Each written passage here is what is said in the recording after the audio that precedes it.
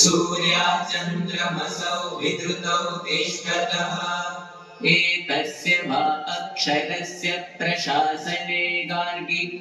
एतस्य वा अक्षरस्य प्रशासने गार्गी द्या वा पृथिव्यौ विधृते तिष्ठतः द्या वा पृथिव्यौ विधृते तिष्ठतः दिव्य अक्षरधाम में सकल जीव ईश्वरों आत्म समान आ अक्षर ब्रह्म सर्वांग संपूर्ण शरीर सहित मूर्तिमान थका विराजमान है। दिव्ये ब्रह्मपुरे ह्येष व्योम्यात्मा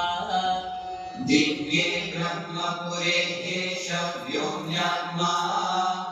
प्रतिष्ठितः प्रतिष्ठितः मनोमयः प्राणशरीरनेता